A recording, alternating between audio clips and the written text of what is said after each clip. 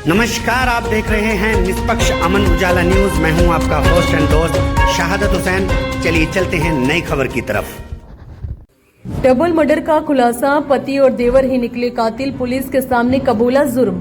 थाना पाकबड़ा क्षेत्र के गांव मोढ़ा तेहिया में हुए चर्चित डबल मर्डर मामले का पुलिस ने खुलासा कर दिया है। पुलिस जांच में मृतका सीमा की हत्या उसके पति जसराम और देवर जयराम द्वारा किए जाने का खुलासा हुआ है।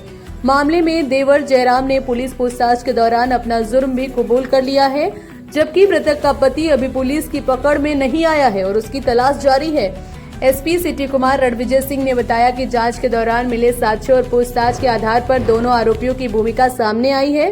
पुलिस ने आवश्यक कानूनी कार्रवाई शुरू की है और मामले से जुड़े अन्य पहलुओं की जांच की जा रही है। डबल मर्डर के खुलासे के बाद गांव मोड़ा तेहिया में जसराम के घर पर सन्नाटा पसरा हुआ है। घटना को लेकर पूरे गांव में तरह तरह की चर्चाएं हो रही है। ग्रामीण इस खुलासे से हैरान हैं कि जिस परिवार में यह वारदात हुई है उसी के सदस्यों के नाम हत्या में सामने आए हैं।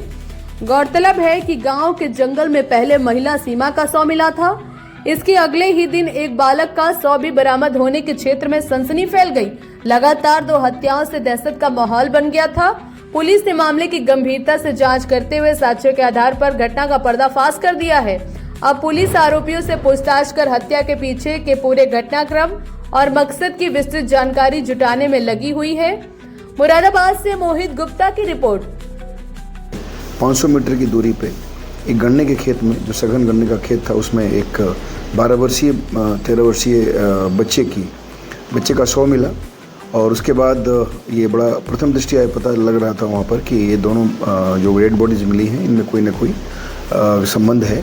हम लोगों ने गहराई से हमारी टीमें लगा के छानबीन की। इसमें ये घटना हम लोगों ने इसका खुलासा किया है। इनफैक्ट ये जो डेड बॉडीज़ मिली हैं दोनों माँ बेटे की डेड बॉडी थी और ये दोनों पास के गांव मोढ़ा के ही रहने वाले थे। और ये एक जसराम नामक व्यक्ति, जो महिला है उनकी पत्नी थी और जो लड़का था उनका बेटा था।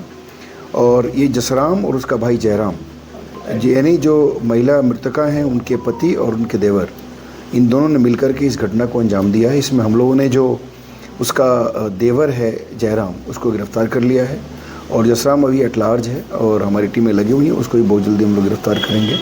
बेसिकली आपसी घरेलू विवाद को लेकर के और कुछ अन्य बातों को लेकर के जो पति था उससे हमेशा एक तरह से दोनों के बीच में विवाद चल रहा था और उसी के बाद दोनों ने प्लान करके एक बहुत ही प्लान तरीके से वहाँ ये लोग बाइक से उसको महिला को लेकर गए और खेत में उनकी हत्या करने के बाद उनको जलाने का प्रयास किया।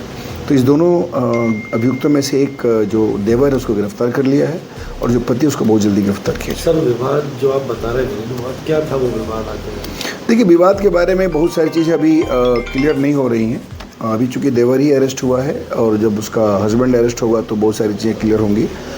जो दोनों भाई है, यानी जो पति और देवर दोनों अलग अलग रहते थे, देवर की जो बातें हैं उसमें और अभी जो पति है उसमें भिन्नता हो सकती है। इसलिए पति के अरेस्टिंग के बाद ही क्लियर हो पाएगी कि वाकई जो इन लोगों के बीच में मोटिव क्या था और लड़ाई झगड़े का कारण क्या था। तो क्या ये पत्नी भी जो महिला है, क्या ये अलग रहती थी अपने पति से?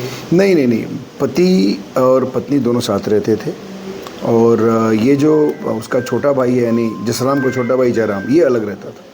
सर, महिला की पहचान छिपाने का प्रयास किया गया था, बॉडी को देखकर चेहरा जलाया गया था, क्या जानकारी दी आरोपियों ने?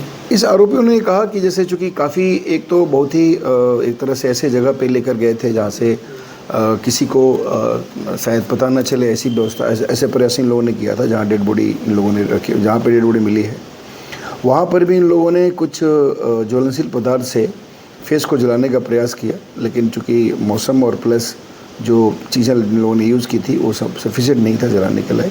तो ये जो बॉडी है उसको डिसफिगर करने का और एक तरह से एविडेंस को डिस्टॉर्ट करने का, एविडेंस छिपाने का प्रयास दोनों के द्वारा किया गया। आरोपी पति को गिरफ्तारी के लिए कितनी टीमें काम कर रही हैं? 3 टीमें हमारी लगातार लगी है। एक को गिरफ्तार किया गया, देवर को, अभी ये भी गिरफ्तार हो जाएगा। Thank you.